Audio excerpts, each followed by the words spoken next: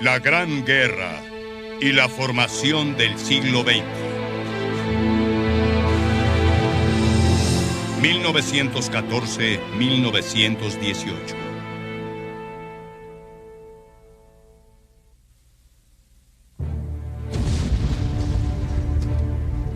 Mientras soldados de toda Europa se dirigían a la guerra, el periodista Philip Gibbs se reportaba en Inglaterra. En esos primeros días de la guerra, vi muchas escenas de despedida. Cientos de mujeres decían adiós con sus pañuelos.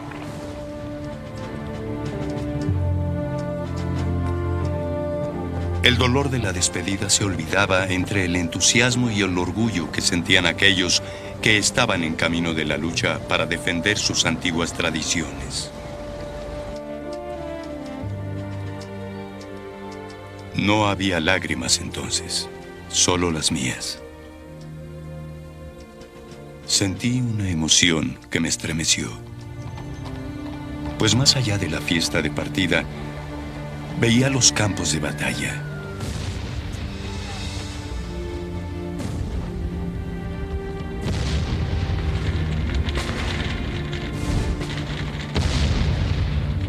Conocía el hedor de la sangre, pues yo había estado en la ruina y la miseria de la guerra antes. Y había visto las caravanas de heridos por los destruidos caminos.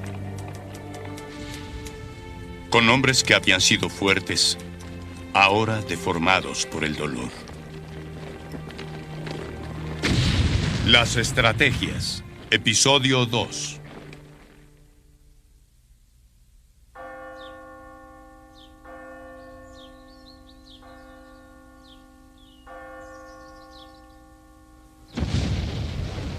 En Alemania, mientras se movilizaba el ejército, un estudiante llamado Walter Limmer era uno de esos hombres ansiosos por servir a su país. 3 de agosto de 1914. Por fin he recibido órdenes. Querida madre, por favor, trata de tener siempre en la mente lo que yo he comprendido. Si en este momento pensamos solo en nosotros y en nuestras pertenencias, seremos despreciables y débiles. Hay que tener una visión amplia y pensar en nuestra nación, en nuestra patria y en Dios.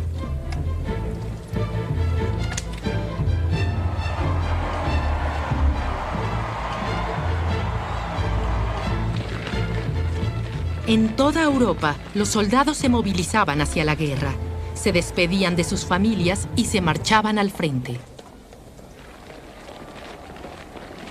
Nuestra marcha a la estación fue una experiencia arrebatadora. Parecía que vivíamos en un momento lo que se vivía en meses y años. Este momento pocas veces sucede en la vida de una nación.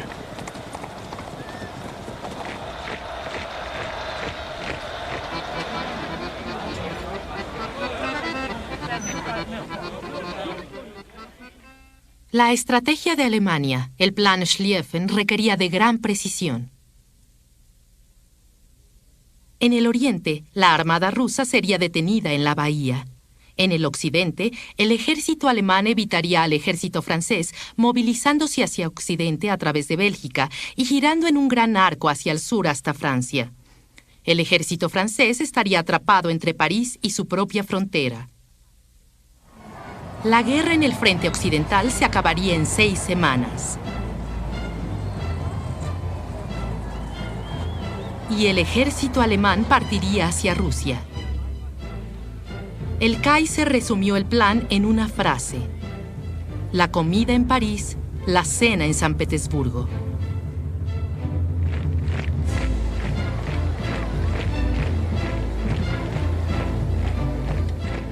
Queridos amigos, estén orgullosos de vivir en este tiempo y en esta nación. Y que ustedes también tengan el privilegio de enviar a aquellos que aman a esta gloriosa batalla. Es un orgullo ir al frente con estos compañeros. Nosotros estamos destinados a vencer.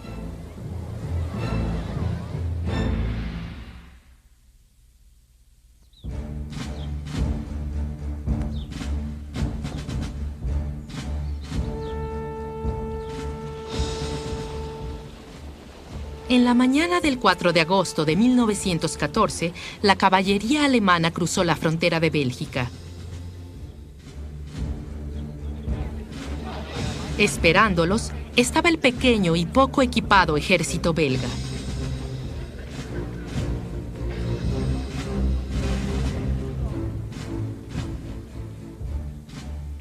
Los belgas se enfrentaban al ejército más poderoso del mundo, 10 veces mayor que el suyo.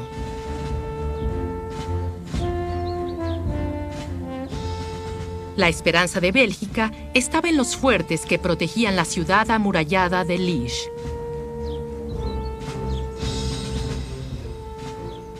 Pero el ejército alemán tenía planes para los fuertes. Estrenaron un arma secreta, el mortero más grande del mundo, la Gran Bertha.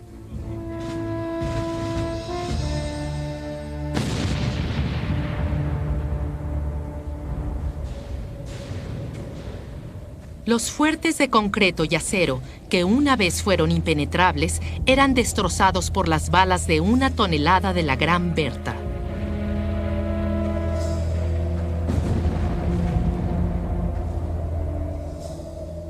Un comandante belga describió el desenlace. El fuerte está en ruinas. Estamos en una oscuridad total y es difícil respirar debido a los gases tóxicos y venenosos. El enemigo nos pidió que entregáramos el fuerte. Preferimos la muerte antes de rendirnos.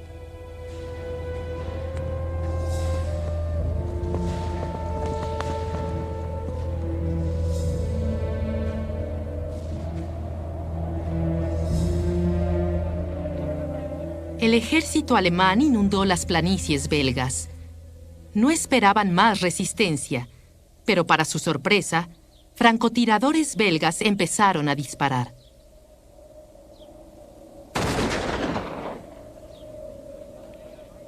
La guerra en Bélgica se convirtió en una experiencia terrible porque los civiles se involucraron en la lucha.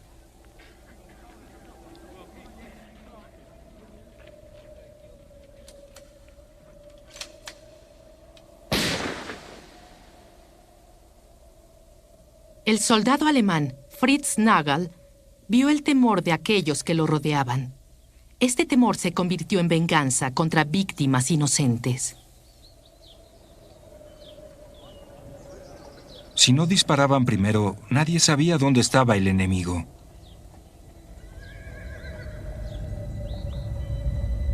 Cada vez que tenían una oportunidad, derribaban a un soldado alemán.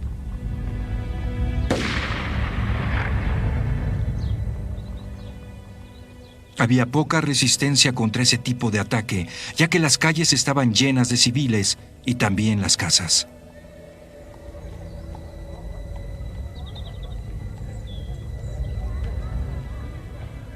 Era una situación extremadamente tensa y realizaban salvajes matanzas a la mínima provocación.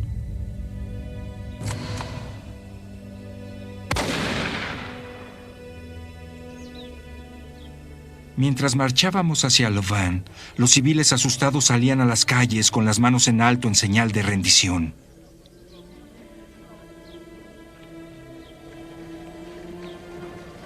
Los hombres, mujeres y niños asustados eran una visión terrible. Para entonces, los soldados alemanes también estaban asustados. Once the opinion comes up that there is systematic fracturous action, then you get the Recibían la orden de sus superiores de ser lo más duro posible para ponerle fin a todo desde el primer momento. Y eso provocó entonces una ola de acciones violentas y atrocidades contra la población civil.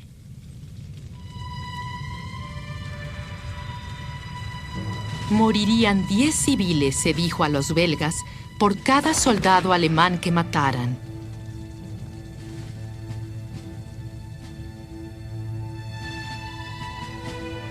Cientos de hombres, mujeres y niños fueron alineados y fusilados. Las noticias de las atrocidades se difundieron rápidamente. Mientras más historias había, las versiones eran más repugnantes. Muchas se dieron por hecho. Las imágenes de monstruos alemanes empezaron a aparecer y fueron publicadas en los periódicos. Corresponsales ingleses en Bélgica han visto niños asesinados con los pies quemados.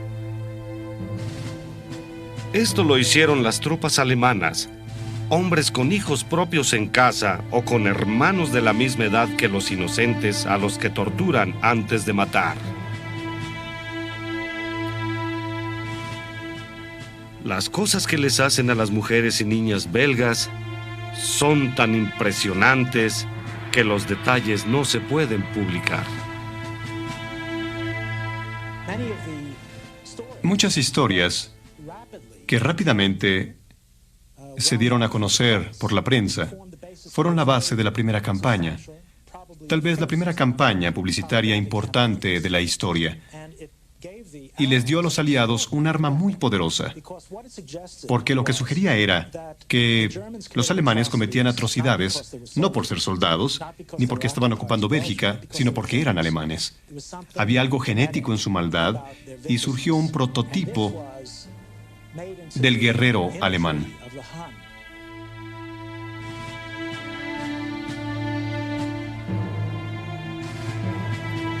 Los belgas habían detenido al ejército alemán por pocos días. Pero Alemania pagaría caro el precio de la ocupación de esta pequeña nación que luchaba por sobrevivir. El símbolo de la pobre Bélgica perseguiría a los alemanes en los siguientes años.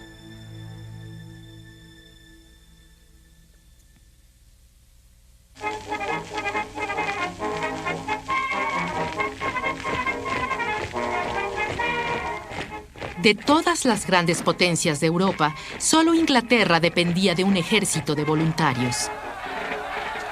El secretario de guerra, Lord Kitchener, creía que el pequeño ejército inglés no sería suficiente. Se suponía que la guerra se prolongaría por lo menos 3 años. El ejército inglés necesitaría millones de reclutas. Desde las plazas hasta las iglesias, los hombres eran convencidos para que tomaran las armas por su país.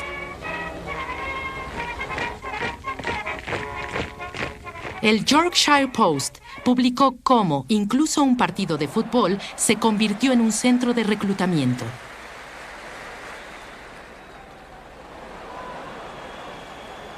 Hubo mucha actividad en el campo del club de fútbol esta tarde al final del juego. El comandante se dirigió a la multitud de cerca de 4,000 espectadores. Se avivó el espíritu entre el público con gritos de júbilo. Subían las gradas hombres jóvenes y fuertes para recibir un listón en el brazo con los colores nacionales y para obtener junto con sus compañeros la eterna gloria en el campo de batalla.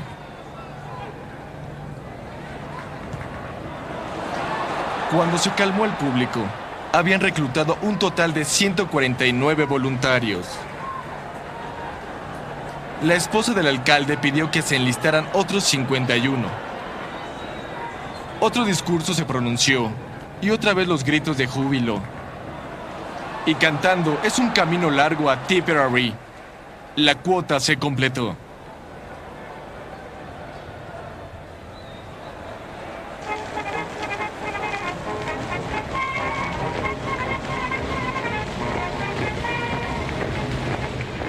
Del campo de fútbol, los reclutas marcharon a la alcaldía para enlistarse.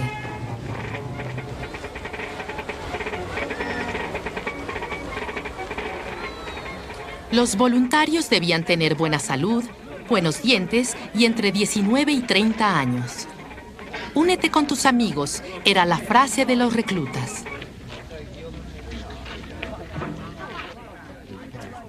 El movimiento de los amigos en Inglaterra se extendió con rapidez y se convirtió en un asunto de orgullo nacional y de orgullo comunitario. El formar batallones locales de amigos que peleaban juntos, se enlistaban juntos, hacían el servicio, se entrenaban juntos, etc. Y así, para fines de septiembre de 1914, Kitchener tenía su gran ejército.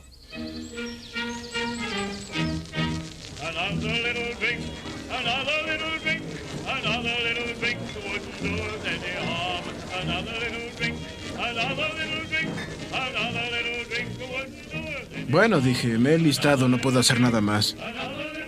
Bueno, dijo ella, escoge entre mí y tus amigos. Le dije, bueno, pues serán mis amigos.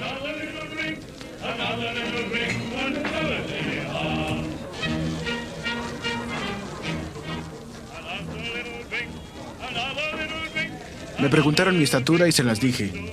Murmuraron y se rieron de mí. Mido 1,65 m y llené mis botas de papel. Bueno, dije, todos mis amigos se están enlistando, 6 en total, todos futbolistas. Ellos dijeron, oh, vamos, déjenlo enlistarse. Entonces fui uno de los más bajos.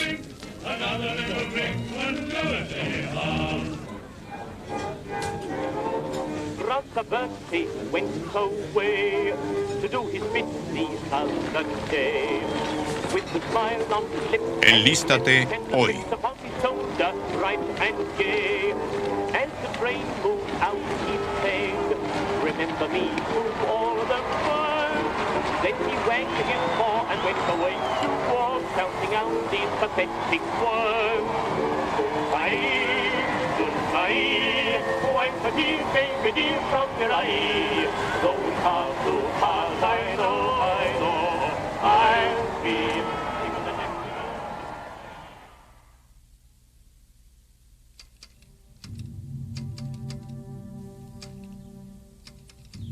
El trueno se conoció como la señal de la guerra, y en pocos días, París cambió.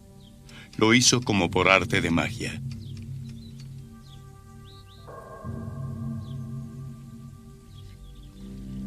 El silencio cayó sobre Montmartre, y los músicos y las orquestas empacaron sus instrumentos y se escaparon con rostros temerosos hacia Berlín, Viena y Budapest.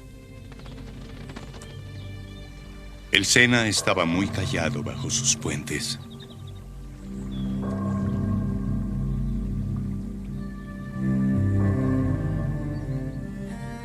Las mujeres se escondían en sus habitaciones, preguntando a Dios cómo iban a vivir ahora que sus esposos se habían ido a la guerra.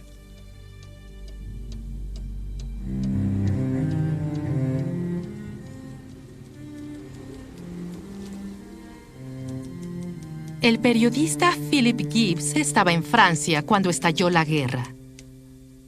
No podía viajar con el ejército, por lo que reportaba desde París. No hubo demostraciones de entusiasmo febril. No hubo demostraciones de sed de sangre contra Alemania, ni en París ni en ningún pueblo de Francia. El reclutamiento se hizo sin gritos, aclamaciones ni oraciones.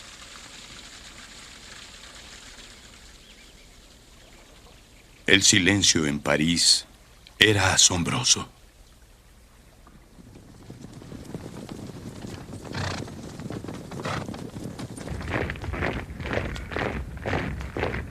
No era la primera vez que Francia peleaba contra Alemania. En 1871, una Alemania vencedora se había apoderado de dos de las provincias más ricas, Alsacia y Lorena, como botín de guerra.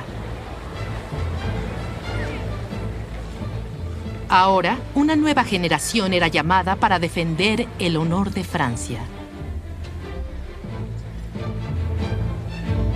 El río continúa fluyendo hacia la muerte. Los soldados pasan cantando y gritando, ¡a Berlín! Otros pasan en silencio, con mirada de odio y determinación. En esta escena desolada, el sol brilla glorioso con indiferencia ante los problemas de la tierra.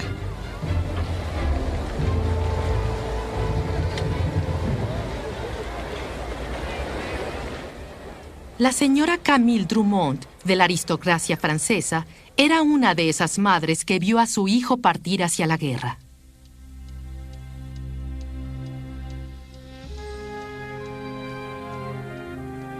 Ahora que cae la noche en silencio, estoy pensando en ti más que nunca, hijo querido. ¿En dónde estás? ¿Qué estás haciendo? Esta mañana fui a la sala de estar y mi mirada cayó sobre tu violín. Eché a llorar y salí de la habitación.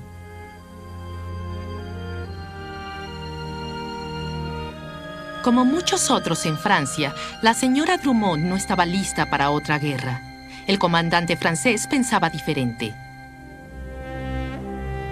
Joseph-Jacques César Joffre era especialista en la ofensiva. La rapidez y el valor eran la clave, y la artillería pesada era un impedimento. La bayoneta, como les dijo a sus soldados, era el arma suprema de la victoria. La infantería, con sus bayonetas, sus rifles con bayonetas, tienen el propósito de aterrar al enemigo cuando ve el frío acero. Se cree que un ejército se verá muy feroz y actuará de manera tan agresiva que el enemigo temblará de miedo ante el valor y la impetuosidad del oponente.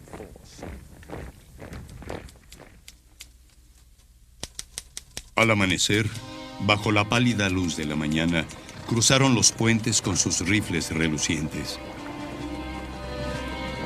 Y los abrigos azules con pantalones rojos de la infantería los hacían parecer en la distancia soldados de juguete de la habitación de un niño. Cerré los ojos para no ver el brillo y el relucir de este caleidoscopio. ¿Qué significa esta marea continua de hombres armados?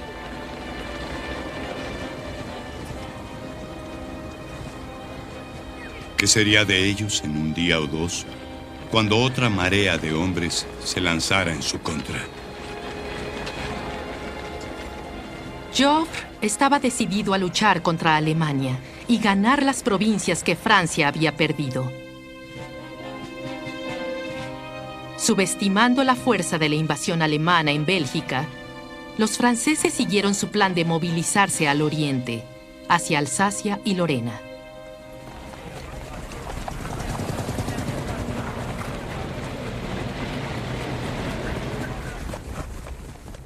Uno de estos soldados franceses era Paul Lintier, que estaba por entrar a la batalla por primera vez.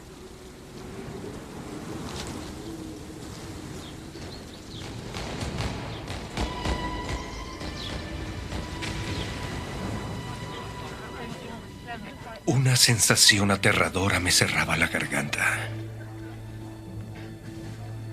Había llegado la hora de sacrificar mi vida. Mi cuerpo sangrando se quedaría tirado en la tierra. Lo presentía. Era el final. No tardó mucho en llegar, pues solo tengo 21 años. Contra la artillería pesada y las ametralladoras, el valor de Lintier no hizo ninguna diferencia. Su regimiento, alineado en una formación del siglo XIX, avanzó a plena luz. Las balas pasaban entre nosotros. El enemigo estaba avanzando. Grupos enteros de infantería cayeron. Habíamos perdido la batalla.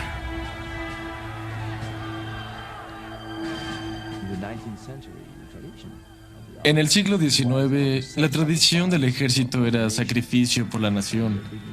A principios del siglo XX persistía esta idea. Los colores brillantes, en especial el rojo del pantalón y también el de la gorra, eran símbolo de esto, de esta ética heroica de la guerra. Era sin duda un símbolo de cobardía. el enfrentar al enemigo en colores verdes que no podían ser vistos por este. La pelea tenía que ser abierta.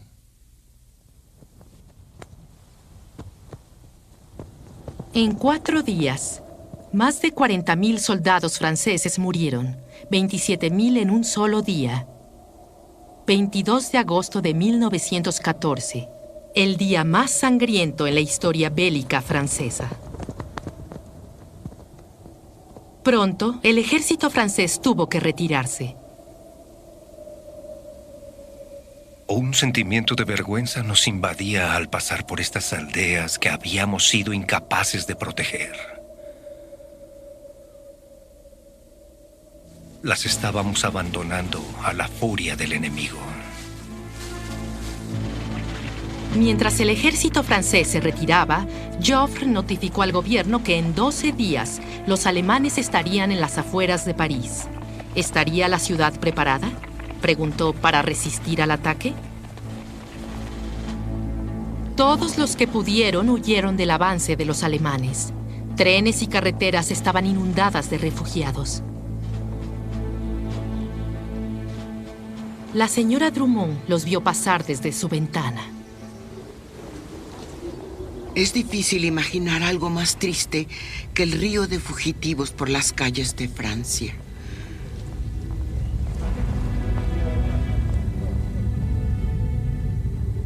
Los veíamos pasar junto a nuestras casas.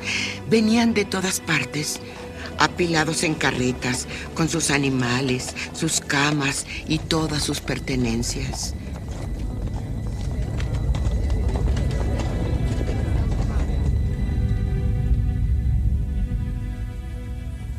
Pasaban por París con sus caballos ya exhaustos, buscando refugio en un lugar amigable.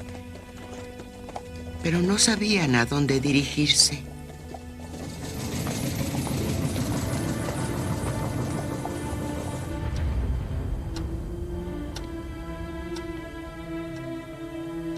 Por el momento, su única idea era ir lo más lejos posible, hasta los confines de la tierra.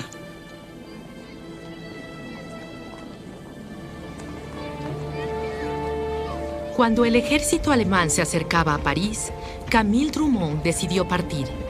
Escapó en tren a la costa francesa.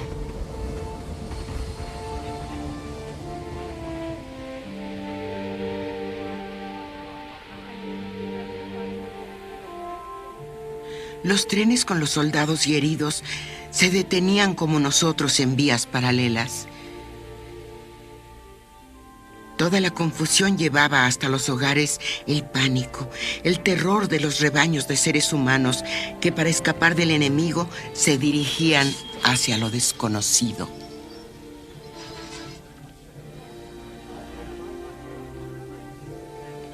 Otro tren nos alcanzó y a la luz de la luna los 2 trenes parecían un largo cortejo fúnebre. Yo lloraba con las manos en el rostro. De pronto, la canción más exquisita se escuchó en medio de la tragedia. La voz venía del otro tren. Era la voz de un hombre que cantaba la serenata de la condenación de Fausto.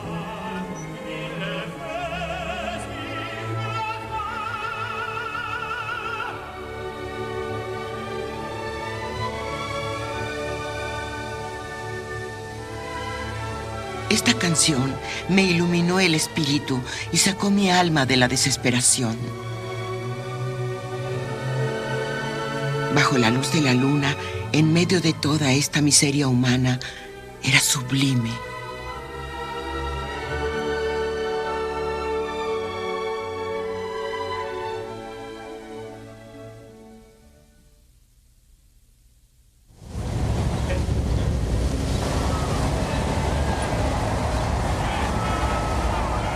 Mientras los refugiados escapaban de la guerra, las fuerzas regulares extraordinarias británicas cruzaban el Canal de la Mancha.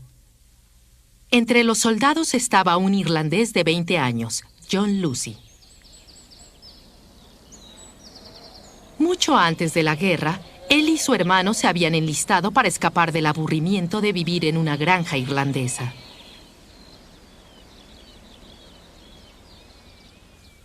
Estábamos cansados de nuestros padres, de todos sus consejos, de la esencia embotellada de café, de la escuela y de los periodistas.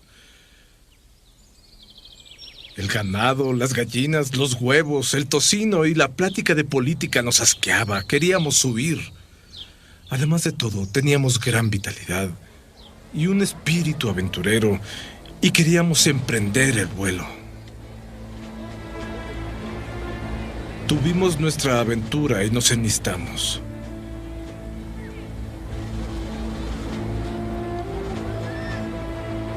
Al principio no podíamos entender lo que sucedía en el continente. ¿Contra quién pelearíamos? ¿Franceses, rusos, alemanes? ¿Qué importaba? Una dosis de nuestros disparos, seguidos de las bayonetas irlandesas, pronto arreglaría todo.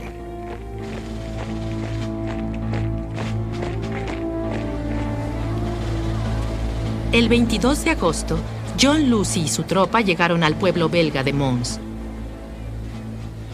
Al día siguiente, se enfrentaron al ejército alemán, cuya fuerza era 3 veces mayor. Los alemanes los atacaron en grupos que avanzaban hombro con hombro a campo abierto.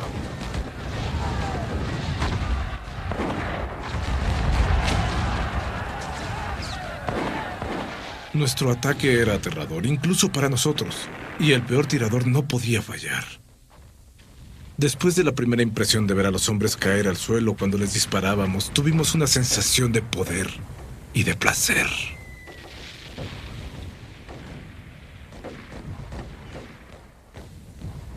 Pero en cuestión de horas, John Lucy se asombró al escuchar que el ejército inglés recibía la orden de retirarse.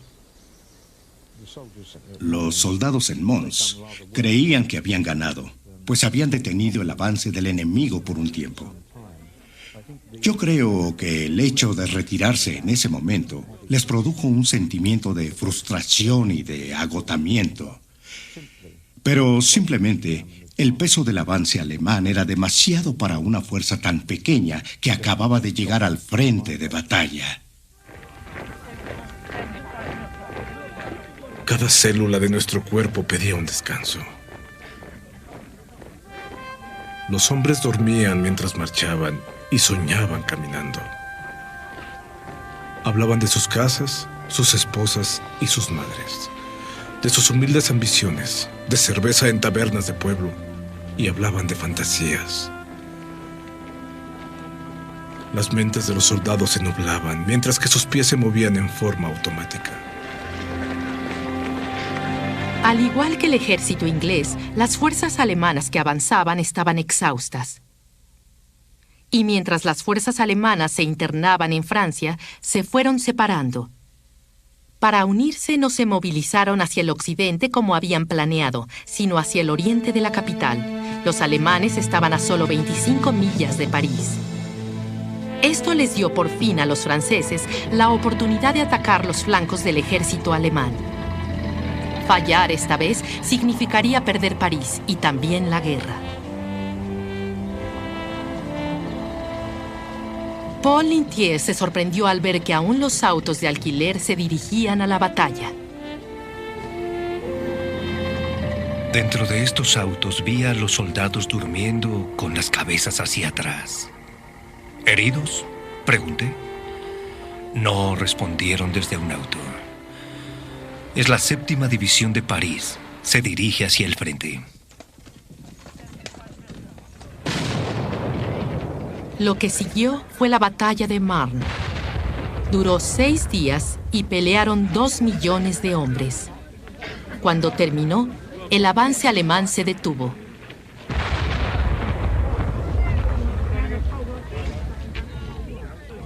París se había salvado. El plan Schlieffen se derrumbó. Una guerra diferente comenzó. Enfrentándose a armas modernas, los soldados abandonaron las tácticas militares del siglo XIX de guerra abierta y empezaron a excavar la tierra. Las trincheras se extendieron por kilómetros y kilómetros.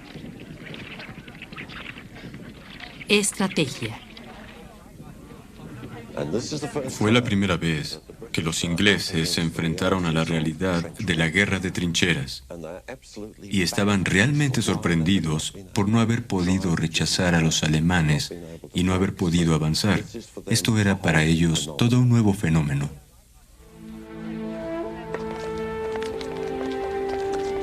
$400,000 soldados franceses perdieron la vida solo para quedar iguales.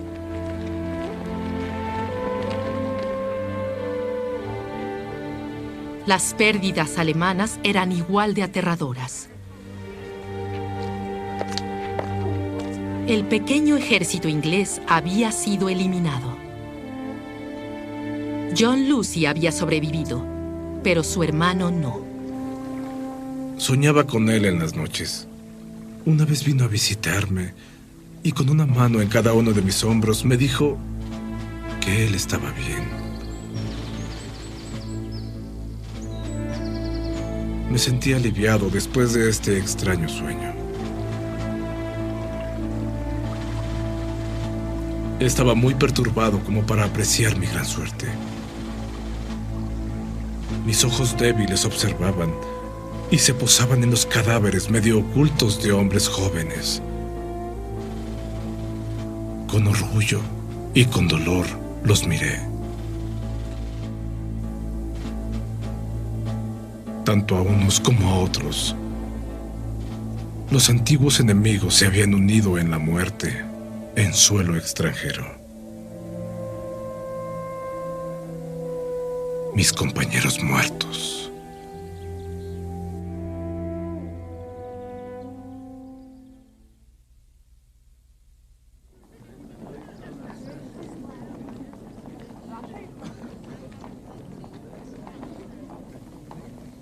Mientras las fuerzas alemanas avanzaban hacia Francia, los ciudadanos alemanes abandonaban sus hogares. Escapaban de una nueva amenaza. El ejército ruso se había movilizado más rápido de lo esperado. Estaban invadiendo Alemania para apoyar a Francia. Ahora Alemania enfrentaba una guerra en dos frentes. El ejército ruso era 4 veces mayor que el alemán, pero sus tropas no eran tan peligrosas como aparentaban. El ejército ruso era fuerte y débil. Había aumentado en forma muy rápida y eso significaba un exceso de desgaste de la infraestructura, con muy pocos oficiales y, sobre todo, con muy pocas armas. Era todavía un enorme grupo de campesinos sin entrenamiento.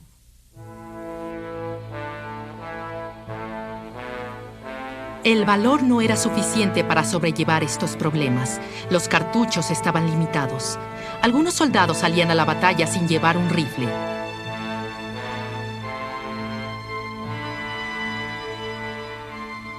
Los comandantes rusos, Pavel Rennenkampf y Alexander Samsonov, no tenían buenas relaciones. Para rodear 75 kilómetros de lagos, los generales rusos dividieron al ejército en dos. Fue un error. Los alemanes se movilizaron hacia el sur, en donde controlaron y rodearon al ejército de Samsonov, en la batalla de Tannenburgo. La derrota del ejército ruso durante la campaña oriental de Prusia, que en Europa es conocida como la batalla de Tannenburgo, fue causada por la incompetencia de los generales rusos que dirigieron la campaña.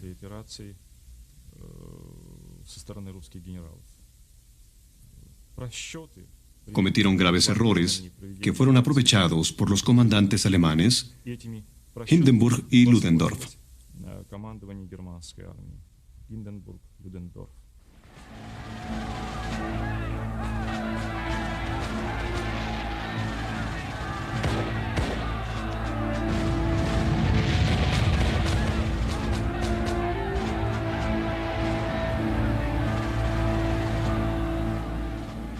Las ametralladoras alemanas eran mortales.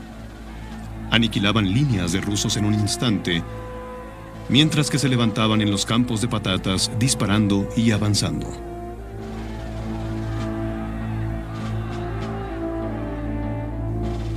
El coronel Alfred Knox era un oficial británico enviado a observar el avance ruso. En lugar de eso, presenció cómo aniquilaban al ejército de Samsonov. Samsonov dijo varias veces que la deshonra de esa derrota era más de lo que podía soportar. El emperador confiaba en mí. ¿Cómo enfrentarlo después de esta desgracia? Se retiró y sus compañeros escucharon un disparo. Buscaron su cuerpo, pero no apareció. Todos estaban convencidos de que se había suicidado. La batalla de Tannenburgo fue el triunfo más importante de los alemanes.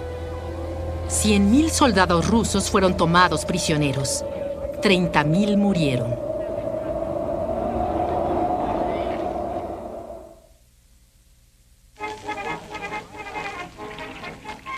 Como las armas de guerra eran cada vez más mortíferas, los soldados inventaron otras formas de defensa. Visores de cadena para proteger los ojos de las granadas. Armaduras antibalas.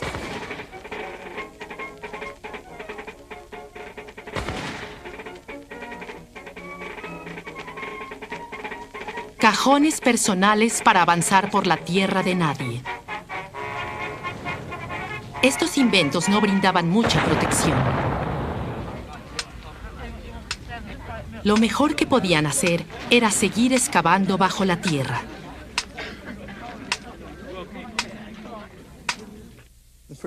Lo primero era que olía muy mal. Olía muy mal porque había letrinas abiertas en todas partes. No siempre eran usadas por las tropas. Había cuerpos descompuestos alrededor. Tanto los alemanes como los ingleses eran molestados por las ratas. Las ratas se comían los cuerpos y se acurrucaban con los soldados en la noche. La observación del cielo era uno de los únicos pasatiempos. Nunca se veía al enemigo. Lo único que se veía era el cielo allá arriba.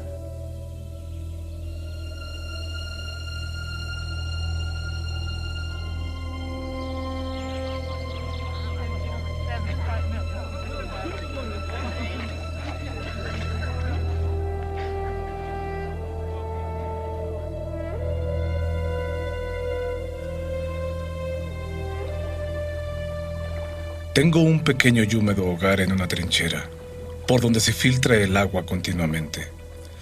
Hay una vaca muerta aquí cerca, con las patas hacia el cielo, y desprende un olor terrible. Abajo, en lugar de piso, hay una capa de lodo y un poco de pasto. Pero las balas no cesan. No hay lugar en el mundo como mi pequeño hogar húmedo en la trinchera. Solo para permanecer vivos, los soldados de ambos lados encontraron la forma de limitar las muertes.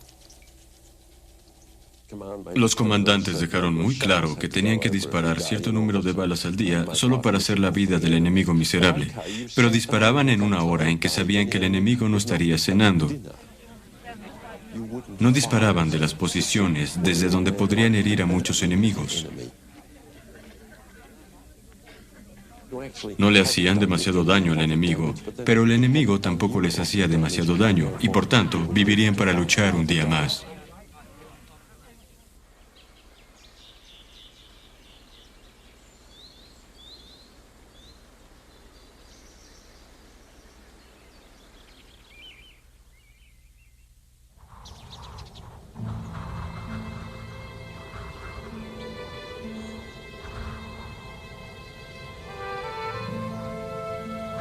En la Navidad de 1914, las temperaturas en el frente occidental estaban por debajo de 0 grados.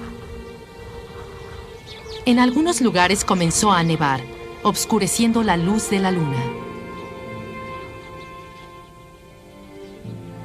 Entonces, a lo largo de las filas alemanas, aparecieron algunas luces. Los ingleses se prepararon para un ataque. Pero en lugar de disparos, el sonido de canto se escuchó en la tierra de nadie.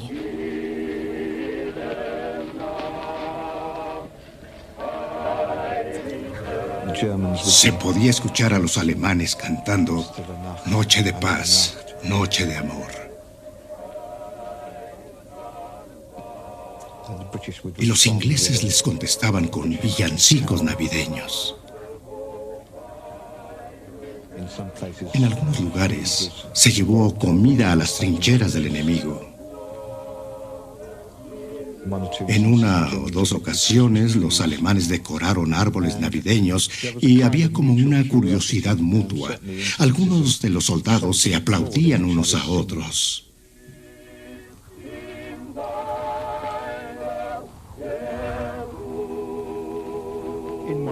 En otros lugares, en Navidad, los primeros curiosos, un poco necios quizá, de ambos lados, sacaron la cabeza de la trinchera y, cuando se aseguraron de que alguno de los enemigos del otro lado no les iba a disparar, comenzaban a salir con precaución. El capitán Charles Stockwell fue uno de los primeros en salir. Corrí hacia la trinchera y me encontré a los sajones gritando: ¡No disparen! ¡Hoy no queremos pelear! Les enviaremos cerveza. Un oficial alemán apareció caminando hacia el centro de la tierra de nadie. Entonces salí para saludarlo. Entre aplausos de los lados, nos conocimos y nos saludamos formalmente. Se presentó como el conde de no sé dónde. Parecía ser un hombre muy educado. La tregua de Navidad fue la última señal del siglo XIX. Con eso quiero decir que fue el último momento en que se afirmó que la gente era buena. Fue la última muestra de que la raza humana se estaba mejorando mientras más tiempo pasaba. El 26 de diciembre, a las 8:30, disparé 3 veces al aire y saqué una bandera que decía Feliz Navidad. Los alemanes sacaron una bandera que decía Gracias. Y apareció el general alemán en el campo. Los dos hicimos una reverencia y nos saludamos. Disparó 2 tiros al aire y la guerra comenzó otra vez.